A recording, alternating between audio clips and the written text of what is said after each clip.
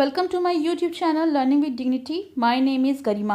आज हम इस वीडियो में करेंगे क्लास 6 मंजरी बुक का पार्ट 2, अपना स्थान स्वयं बनाइए। इस कहानी के लेखक हैं कन्हैया लाल मिश्र जी यानी प्रभाकर जी, और उन्होंने इस कहानी में बच्चों को कर्मठ और सदाचारी बनने की प्रेरणा दी है। ये कहानी काफ़ी ज़्यादा मोटिवेशनल है, तो चलिए इस कहानी को पढ़ते हैं। राजा ने एक दिन अपने मंत्री से कहा, मुझे अपने लिए एक आदमी की ज़रूरत है। कोई तुम्हारी निगाह में जचे तो लाना, यानी अगर तुमको कोई अच्छा लगे तो मेरे पास लाना, मगर इतना ध्यान रखना कि आदमी अच्छा हो। बहुत दिनों की जांच पड़ताल के बाद मंत्री को एक युवक जचा, यानी मंत्री ने काफ़ी दिनों तक एक अच्छे आदमी की तलाश की। उसके बाद उन्हें एक व्यक्ति मिला। उसने युवक की नौकरी छुड़वा दी, यानी जो व्यक्ति मिला वो नौकरी करता था और मंत्री ने उसकी नौकरी को छुड़वा दिया और उन्नति का आश्वासन देकर राजा के सामने पेश किया कि ये नौकरी छोड़ दो, तुम्हें मैं इससे भी अच्छी नौकरी दूंगा। आश्वासन देना यानी आशा दिलाना।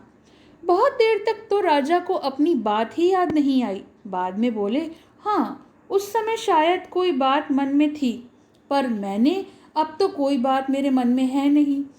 मंत्री ने कहा, हुजूर मैंने इसे हजारों में छांटा है, यानी इतने व्यक्तियों को देखा, उसके बाद मैं इसको ढूंढ के लाया हूँ और इसकी तो मैंने नौकरी भी छुड़वा दी।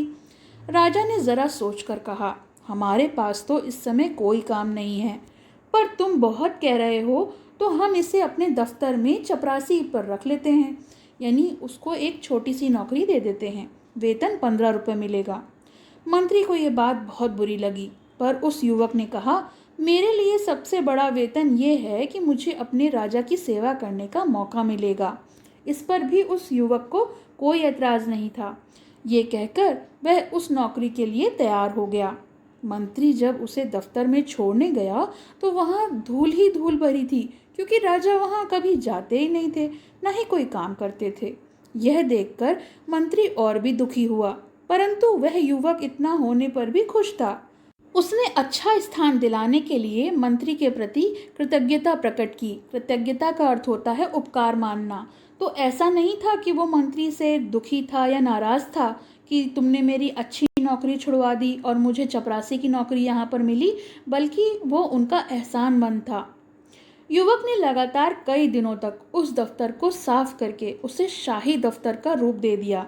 उस दफ्तर में एक छोटी सी कोठरी थी। युवक ने उसकी जांच पड़ताल की, यानी उसको जांचा परखा।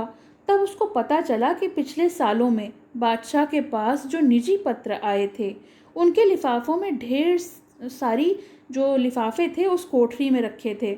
उसमें से बहुत सारे लिफाफों पर सोने की पच्चीकारी थी। पच्चीकारी होती है जो नक्काशी होती है या कोई चीज़ जड़ित होती है, उसे हम कहते हैं पच्चीकारी। रत्न भी जड़े हुए थे, यानी काफ़ी महंगे महंगे रत्न थे जो उस पर लगे हुए थे। और निजी पत्र का मतलब होता है जो पर्सनल लेटर आते हैं शादी ब्याह के या शुभ अवसरों के, उन पर। वे लिफाफे थे जो विवाह जैसे शुभ अवसरों पर दूसरे राजाओं और अमीर उमराओं ने यहाँ पर भेजे थे। युवक ने कारीगर लगाकर सब कीमती सामान लिफाफों पर से उतरवा लिया और बाजार में बेच दिया। सामान बेचकर उसे कई हजार रुपए मिले। उनमें से कुछ पैसे उसने दफ्तर में जो बढ़िया फर्नीचर है, चित्र है, यानी दफ्तर को बढ़िया बनाने में इस्तेमाल किया। बाकी पैसे उसने सरकारी खजाने में जमा कर दिए।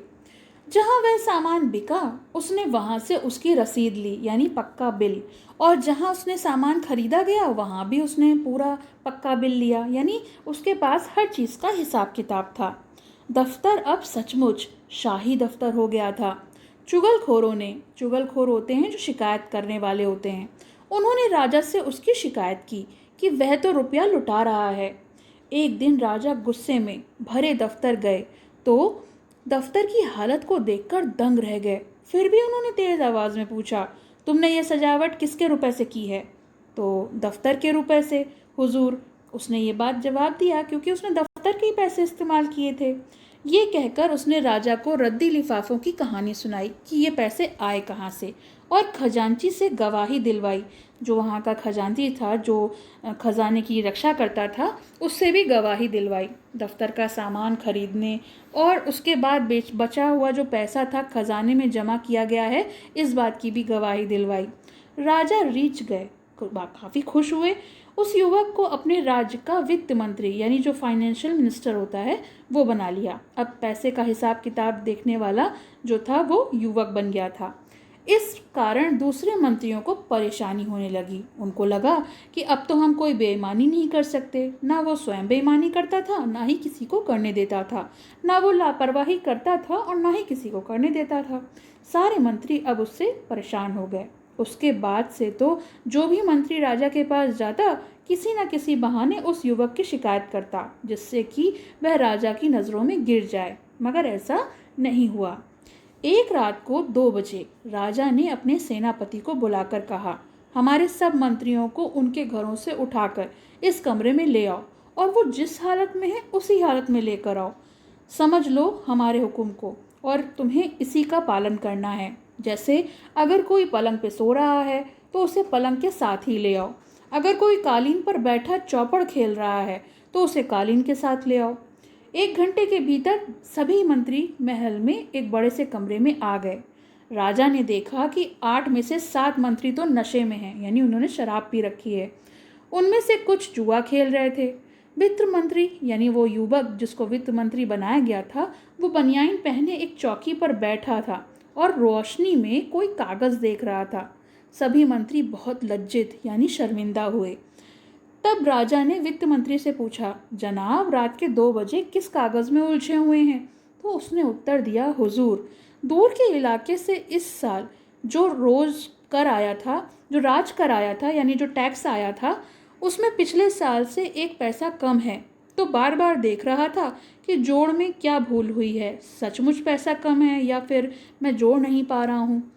राजा ने अपनी जेब में से 1 पैसा फेंका और कहा, लो अब तो हिसाब ठीक हो गया ना, जाओ आराम करो। वित्त मंत्री ने नम्रता के साथ पैसे को वापस करते हुए कहा, हुजूर पैसा तो मैं भी डाल सकता था, पर यदि पैसा कम है और उसके लिए पूछताछ नहीं की गई तो इससे अफसरों में ढील हो जाएगी और बेईमानी पैदा हो जाएगी। उसकी बात सुनकर राजा बहुत खुश हुआ और उन्होंने उस युवक को राज्य का प्रधानमंत्री बना दिया।